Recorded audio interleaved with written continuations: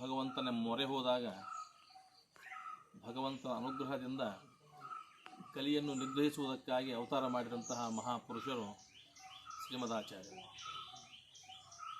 ಅಂತಹ ವಾಯುದೇವರ ಅಂಶವುಳ್ಳವರಾಗಿರ್ತಕ್ಕಂತಹ ಮಧ್ವಾಚಾರ್ಯರ ಅವತಾರ ಮಾಡಿದಂತಹ ಸ್ಥಳ ಈ ಪಾಜಕ ಕ್ಷೇತ್ರ. ಭಗವಂತ ಯಾವಾಗ ಭೂಭಾರ ಹರಣಕ್ಕಾಗಿ ಅವತಾರ ಮಾಡ್ತಾನೆ, ಆ ಸಂದರ್ಭದಲ್ಲಿ ವಾಯುದೇವರು ಮೊದಲಿಗರಾಗಿ ಬಂದು ಭಗವಂತನ ಸೇವೆಗೆ ನಿಂತುಕೊಳ್ಳುವಂತಹದ್ದು ವಿಶಿಷ್ಟವಾಗಿರುವಂತಹದ್ದು. ಕಲಿಯುಗದಲ್ಲಿ ಕಲಿಬಾಧೆಯನ್ನು ನಿಗ್ರಹ ಮಾಡುವುದಕ್ಕಾಗಿ, ಬ್ರಹ್ಮಸೂತ್ರವನ್ನು ಸರಿಯಾಗಿ ಅರ್ಥ ಮಾಡಿಸುವುದಕ್ಕಾಗಿ ಆನಂದ ತೀರ್ಥರಾಗಿ ಅವತಾರ ಮಾಡಿದಂತಹ ಕ್ಷೇತ್ರ ಈ ಪಾಜಕ ಕ್ಷೇತ್ರ.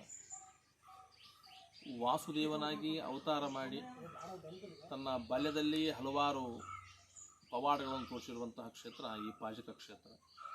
ಕೇವಲ ಕೋಲನ್ನು ನೆಟ್ಟು ನೀರುಣಿಸಿ ಅದನ್ನು ಹೆಮ್ಮರವಾಗಿರುವಂತಹ ಮರವಾಗಿ ಮಾಡಿರುವಂತಹದ್ದು ಈ ಕ್ಷೇತ್ರದಲ್ಲಿ. ಹಾಲು ಮೊಸರಿನ ಪಾತ್ರೆಗೆ ಬೃಹತ್ಕಾರದ ಬಂಡೆಯನ್ನು ಹೊದಿಸಿ ನಾನೇ ವಾಯುದೇವರು ಎನ್ನುವಂತಹ ಒಂದು ಅತ್ಯದ್ಭುತವಾಗಿರುವಂತಹ ಶಕ್ತಿಯನ್ನು ತೋರಿಸಿರುವಂತಹ ಕ್ಷೇತ್ರ ಈ ಪಾಜಕ ಕ್ಷೇತ್ರ. ತಂದೆ ಮಾಡಿರುವಂತಹ ಸಾಲವನ್ನು ಕೇವಲ ಹುಣಸೆ ಹಣ್ಣಿನ ಬೀಜದಿಂದ ಆ ಸಾಲದಿಂದ ಮುಕ್ತಿಯನ್ನು ಕೊಡಿಸಿರುವಂತಹ ಕ್ಷೇತ್ರ ಈ ಪಾಜಕ ಕ್ಷೇತ್ರ. ಹೀಗೆ ಹಲವಾರು ವಿಶಿಷ್ಟವಾಗಿರುವಂತಹ ಪವಾಡಗಳನ್ನು ವಾಯುದೇವರು ತನ್ನ ಬಾಲ್ಯದಲ್ಲಿ ತೋರಿಸಿರುವಂತಹದ್ದು.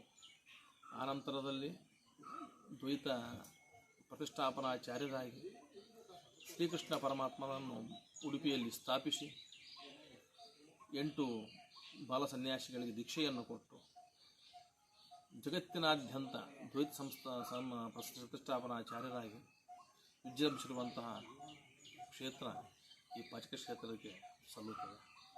ಹಾಗಾಗಿ ಬಂದಿರುವಂತಹ ಭಕ್ತರು ವಿಶೇಷವಾಗಿ ಜ್ಞಾನ, ಭಕ್ತಿ, ವೈರಾಗ್ಯವನ್ನು ಅಳವಡಿಸಿಕೊಂಡು ಈ ಕ್ಷೇತ್ರಕ್ಕೆ ಬಂದು ಈ ಕ್ಷೇತ್ರದಲ್ಲಿರುವಂತಹ ಶ್ರೀಮದಾಚಾರ್ಯರು ತಮ್ಮ ಚಿಕ್ಕ ವಯಸ್ಸಿನಲ್ಲಿ ಮತ್ತು ಅವರ ತಂದೆಯವರು ಪೂಜೆ ಮಾಡಿರುವಂತಹ ಪ್ರತಿಮೆಗಳು ಕೂಡ ಈ ಕ್ಷೇತ್ರದಲ್ಲಿವೆ. ಹಾಗಾಗಿ ಇವೆಲ್ಲವನ್ನು ಸಂದರ್ಶನ ಮಾಡಿ ಆ ಭಗವಂತನ ಕೃಪೆಗೆ ಪಾತ್ರರಾಗಬೇಕು ಅಂತ ತಿಳ್ಕೊಳ್ತಾ ಮಾತನ್ನು ಭಗವಂತನಲ್ಲಿ ಸಮರ್ಪಣೆ ಮಾಡ್ತಾ ಇದ್ದೀನಿ. ಶ್ರೀಕೃಷ್ಣ.